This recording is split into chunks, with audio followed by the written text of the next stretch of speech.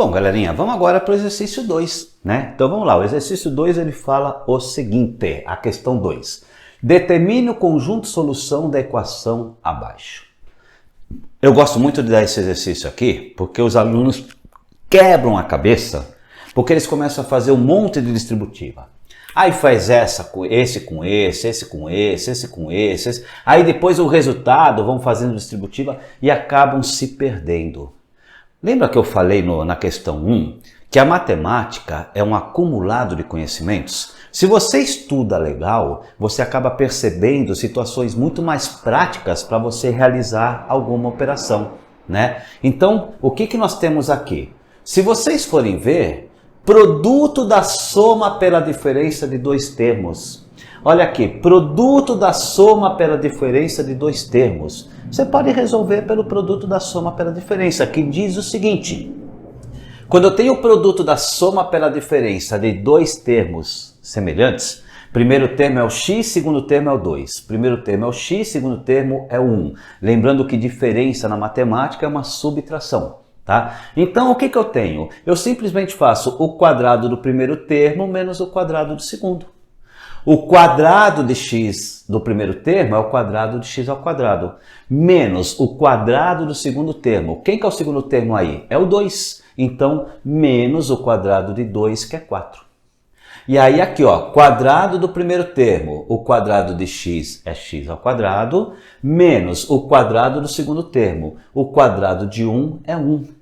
Então, eu não vou ficar me enchendo de distributiva ali, pelo amor de Deus, né? Vou ficar que nem um doido. Então é preciso que você analise opções. Toda vez que você vai resolver um exercício, comece analisando opções. Às vezes, 30 segundinhos, 20 segundinhos que você analise opções, você acaba ganhando tempo na resolução. Tá? E acaba tendo mais chances de fazer a resolução de forma correta. Isso é importantíssimo em um vestibular. Quanto mais rápido você resolve um exercício, se você tem em média numa FUVEST, por exemplo, 3 minutos para resolver cada exercício, quanto mais rápido você resolve um exercício, mais tempo você tem para resolver exercícios mais complexos. Então repare, ó, quadrado do primeiro menos o quadrado do segundo, quadrado do primeiro menos o quadrado do segundo. Agora aqui eu faço a distributiva. Já peguei o 20 que estava somando, né? O 20 estava somando no segundo membro, já passei para o primeiro membro subtraindo, né? Já fiz isso. E agora eu resolvo, né? Resolvo o que? A distributiva, ó.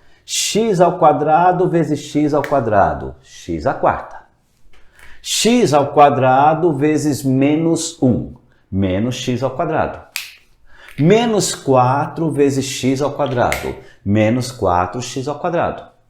Menos 4 vezes menos 1, mais 4, mais 5x ao quadrado, menos 20 é igual a 0.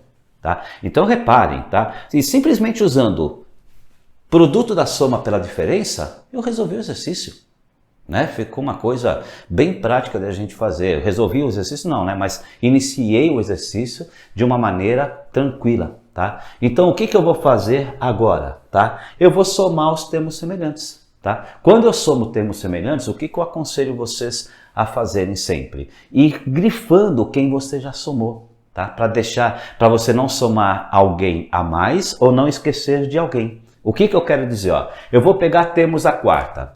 Termos à quarta, eu só tenho aqui o x à quarta. Então eu mantive x à quarta. Agora eu vou pegar os termos ao quadrado.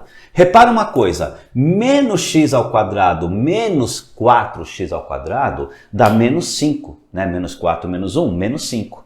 Menos 5x ao quadrado mais 5x ao quadrado dá 0. Menos 5 mais 5 dá 0. Eu não vou colocar mais 0x ao quadrado. Simplesmente, se é 0, o x ao quadrado não existe. E agora eu vou pegar os termos independentes, né? 4 menos 20 dá menos 16. X à quarta menos 16 igual a 0.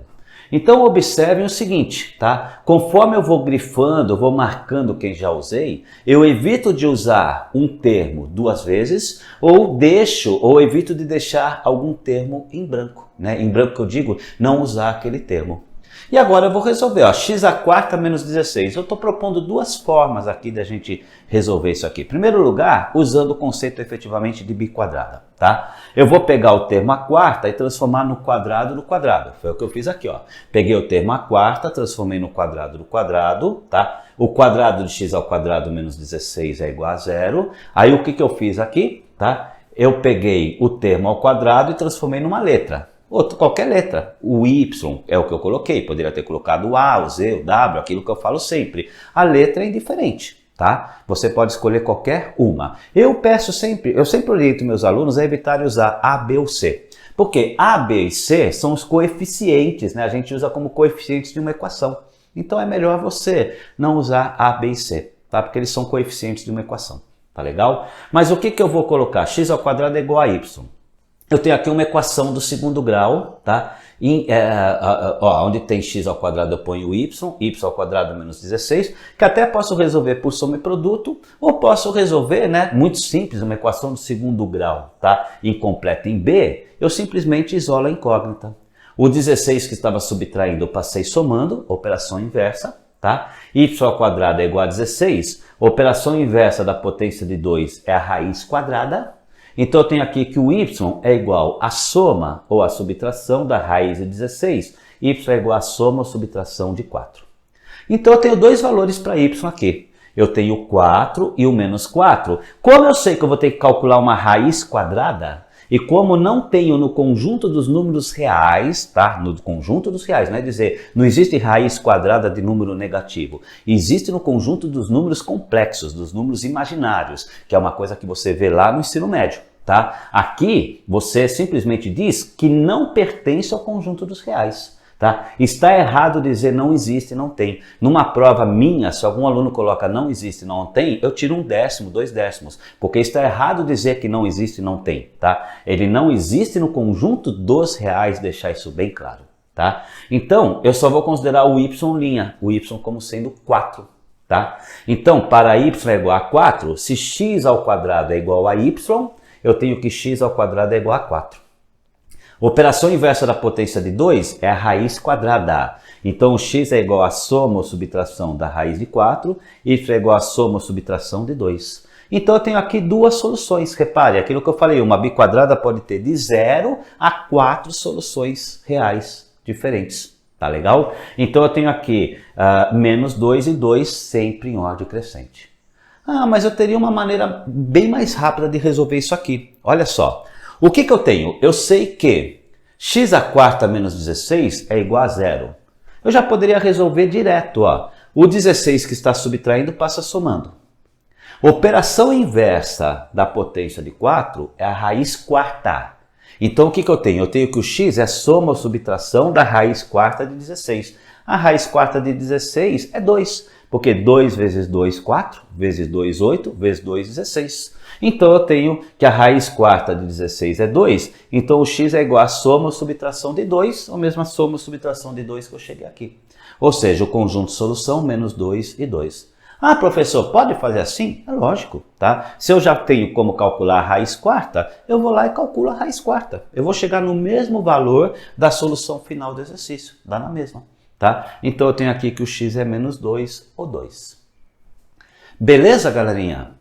Então vamos fazer o seguinte, vamos carregar a questão 3 então. Questão 3 ainda é biquadrada. Então vamos calcular a questão 3. Reparem que biquadrada é simples, tá? Você usa conceitos de equação no segundo grau, conceitos de fatoração, produtos notáveis, operações algébricas e assim por diante. É nóis, galerinha? Então vamos lá, vamos carregar a questão 3. Carrega lá, galerinha. É nóis, carrega lá, vamos lá, é nóis.